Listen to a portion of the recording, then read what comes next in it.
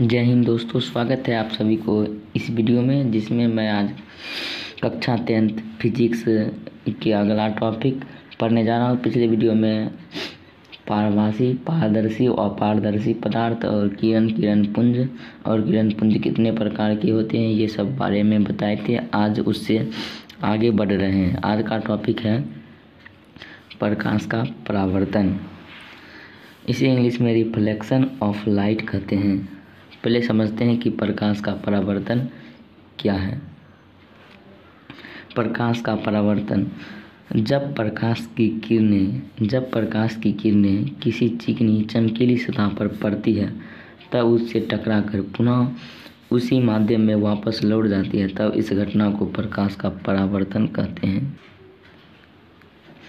प्रकाश का परावर्तन, जब प्रकाश की किरणें किसी चिकनी एवं चमकीली सतह पर पड़ती है, तो उससे टकराकर पुनः उसी माध्यम में लौट जाती है, तो इस घटना को प्रकाश का परावर्तन कहते हैं।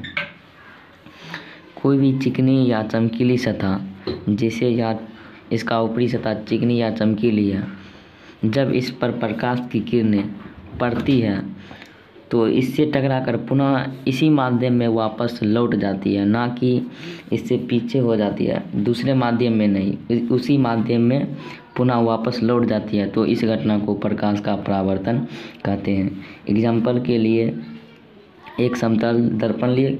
इसे समतल दर्पण क्यों कहते हैं? क्योंकि इसका परावर्तक सतह समतल है, इसलिए इसे समतल दर्पण कहते हैं। इससे एक प्रकाश की किरणें आपतित कर रहे हैं। ये प्रकाश की किरणें हैं। प्रकाश से किरणें आई, ये प्रकाश की किरणें हैं। प्रकाश की किरणें किसी चिकनी एवं चमकीली सतह पर पड़ती है, तब उससे टकराकर पुनः उसी माध्यम, तो इसी माध्यम में पुनः वापस लौट जाएगी। इधर से आई और इधर चल जाएगी, और बीच में अभिलंब,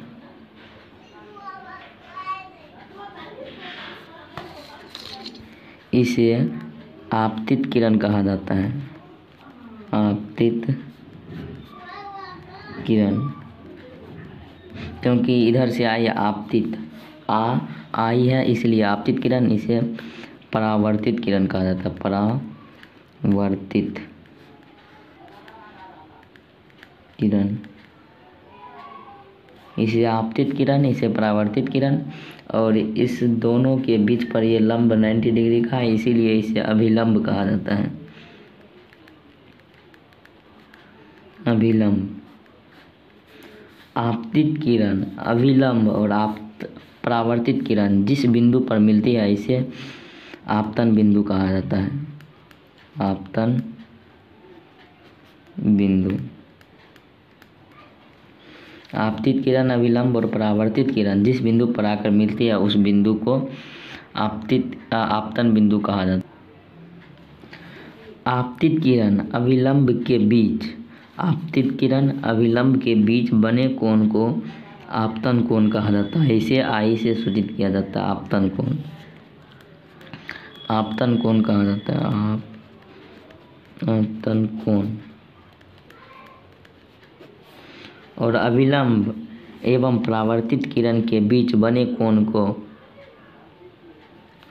परावर्तन कोण कहा जाता है।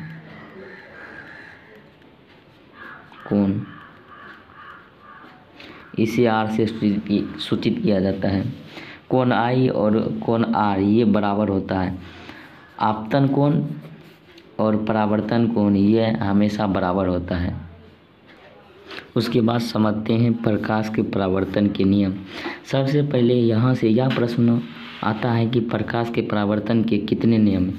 तो प्रकाश के परावर्तन के 2 नियम हैं। प्रकाश के परावर्तन के 2 नियम हैं। जैसे यहाँ पर चिकनी एवं चमकीली सतह बनाए थे। जब प्रकाश की किरणें किसी चिकनी, जब उसे आपतित किरण कहा, इसे आपतित किरण कहा जाता है। आपतित किरण,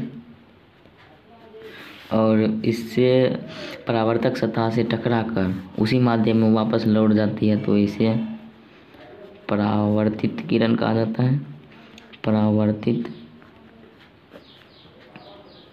किरण कहा जाता है। और इसे अभिलंब और इसे आपतन बिंदु, आपतन बिंदु, इसका नाम ए दे दिए, इसका नाम एन और इसका नाम बी, यहाँ पर ओ। प्रकाश के परावर्तन के दो नियम हैं।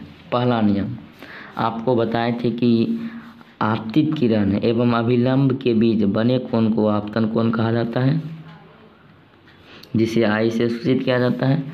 और अभिलंब एवं परावर्तित किरण के बीच बने कोण को परावर्तन कोण कहा जाता है, जिसे आर से सूचित किया जाता है। तो बताए थे कि आपतन कोण और परावर्तन कोण बराबर होता है, अर्थात कोण आई बराबर कोण आर। यही है प्रकाश का परावर्तन के नियम पहला। तो इसको लिखेंगे, होता है आपतन कोण और परावर्तन कोण के बराबर होता है, अर्थात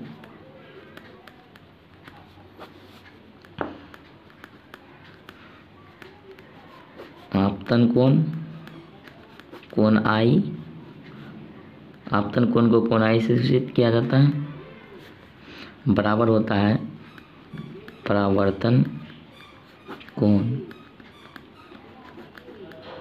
कोण आर। इसे कोण आई, इसे कोण आर से सूचित किया जाता है। कोण आई बराबर कोण आर। उसके बाद दूसरा नियम है आपतित किरण, परावर्तित किरण तथा अभिलंब तीनों एक ही तल पर होते हैं। जैसे कि यहाँ आप भी देख सकते हैं कि आपतित किरण, अभिलंब और परावर्तित किरण तीनों एक ही बिंदु पर मिली है, जिस बिंदु का नाम है ओ, जिसे आपतन कोण कहा जाता है।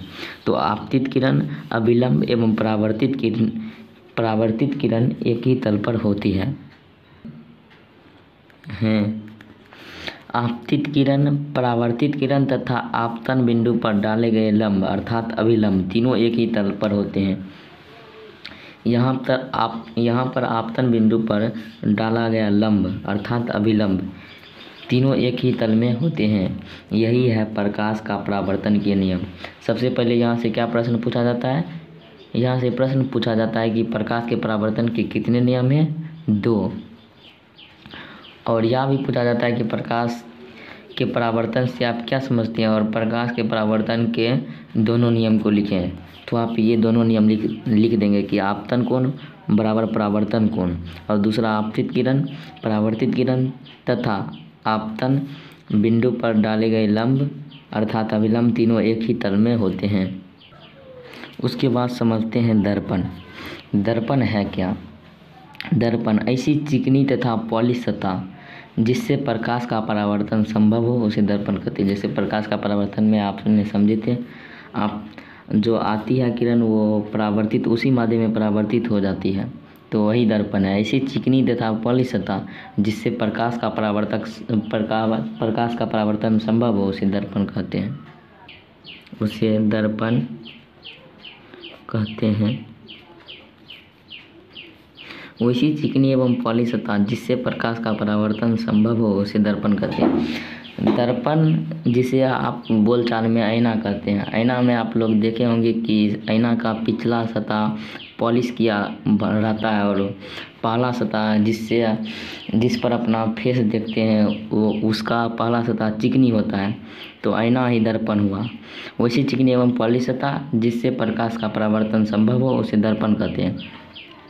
दर्पण 3 प्रकार के होते हैं, समतल दर्पण, गोलीय दर्पण और परवलयिक दर्पण। Thank you for watching the video. Like and subscribe.